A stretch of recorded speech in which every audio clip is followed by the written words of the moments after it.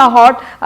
30 তাৰিখ অৰ্থাৎ কাইলৈ বুধবাৰে ঘোষণা কৰা হ'ব হায়াৰ সেকেন্ডাৰী উচ্চতৰ মাধ্যমিকৰ ফলাফল কাইলৈ প্ৰকাশ পাব উচ্চতৰ মাধ্যমিক পৰীক্ষাৰ ফলাফল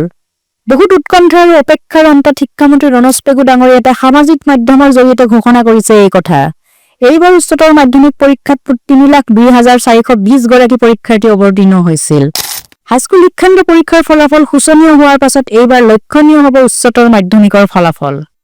কলা বিজ্ঞান বাণিজ্য আৰু ভোকেশনেল শাখাৰ উচ্চতৰ মাধ্যমিক চূড়ান্ত বৰ্ষৰ ফলাফল অহাকালি অৰ্থাৎ 30 এপ্ৰিল তাৰিখে ৰাতিপুৱা 9 বজাত মুকলি কৰি দিয়া হ'ব অসম ৰাজ্যিক বিদ্যালয় শিক্ষা পৰিষদৰ পৰা এখন জাননীত প্ৰকাশ পাইছে ছাত্ৰ-ছাত্ৰীসকলে জাননীখনত থকা ৱেবছাইটত নিজৰ নাম আৰু ৰোল এণ্টাৰ কৰি ফলাফলবোৰ চাব পাৰিব ছাত্ৰ-ছাত্ৰীসকল তোমালোকে নিশ্চয় বহুত উৎকণ্ঠাত আছা গতিকে সকলোৱে নিজৰ ফলাফলবোৰ চাবৰ বাবে আমি দিয়া জাননীখনত যিবোৰ ৱেবছাইট আছে সেই ৱেবছাইটখনৰ পৰা তোমালোকে ৱেবছাইট কেইটাত তোমালোকে গৈ পেলাই নিজৰ নাম আৰু ৰোল এণ্টাৰ কৰি তোমালোকৰ ফলাফলবোৰ চাব পাৰিবা আৰু ইমান ভয় কৰাৰ কোনো প্ৰয়োজন নাই যদিও এইবাৰ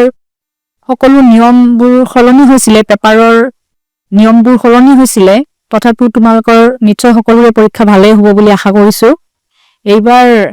হাইস্কুল শিক্ষান্ত পৰীক্ষাত ফলাফল ইমান ভাল হোৱা নাই 2025 বৰ্ষৰ হাইস্কুল শিক্ষান্ত পৰীক্ষাৰ ফলাফল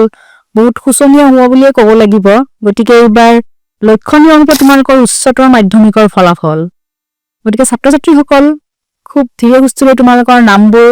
ৰোল আৰু নম্বৰবোৰ এণ্টাৰ কৰিবা আৰু ভালদৰে তোমালোকৰ ফলাফলবোৰ চাই ল'বা আৰু ফলাফল ঘোষণা হোৱাৰ পাছত তোমালোকে নিশ্চয় কমেণ্টত জনাবা যে তোমালোকৰ ৰিজাল্টবোৰ কেনেকুৱা হৈছে